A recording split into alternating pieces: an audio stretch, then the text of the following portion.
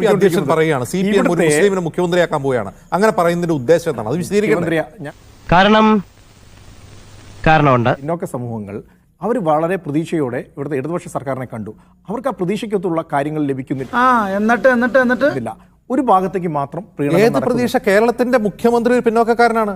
ഇതിന് മുമ്പ് LDF-ന്റെ മുഖ്യമന്ത്രി പിന്നോക്കക്കാരനായിരുന്നു. എന്താ നിങ്ങൾ പറയുന്നത്? നിങ്ങൾ അതില്ല ഇതില്ല പിന്നോക്കാവസ്ഥ അവഗണന എന്ന് പറയും. എന്താണ് നിങ്ങളുടെ പ്രശ്നം? സുരേന്ദ്രൻ എന്ന് പറഞ്ഞത് ഒരു മുസ്ലിം മുഖ്യമന്ത്രിയാക്കാൻ പോവാണ് CPM എന്നാണ്. ഓക്കെ, അങ്ങനെ ആക്കിയാൽ എന്താ കുഴപ്പം? അത് വിശദീകരിക്കണ്ടേ? പ്രശ്നം പറയൂ. അതായത് മുസ്ലിമിനെ മുഖ്യമന്ത്രിയാക്കാൻ പോകുന്ന CPM-ന് ഇഷ്ടമല്ല, BJP-ക്ക് വോട്ട് കളയാം, അങ്ങനെയാണോ? തീവണ്ടിക്കാണല്ലേ തല വെച്ചത്. അടിയുറച്ച് CPM-ന്റെ കൂടെ നിന്ന പിന്നോക്ക സമുദായങ്ങൾ അവർക്ക് ആശങ്കയുണ്ട്. ആശങ്കയുള്ളത് കൊണ്ടാണല്ലോ ഈ വയനാട് ഉൾപ്പെടെ ട്രൈബൽ ഏരിയയിൽ പോലും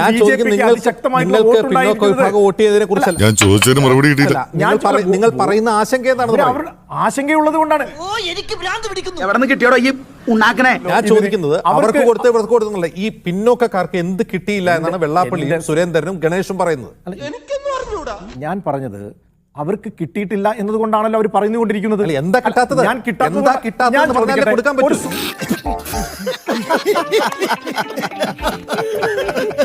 നിങ്ങൾ എന്തൊക്കെ കൊടുത്തു എന്ന് നിങ്ങൾക്ക് കണ്ണു തുറന്നു കണ്ടു നോക്കൂ സാർ.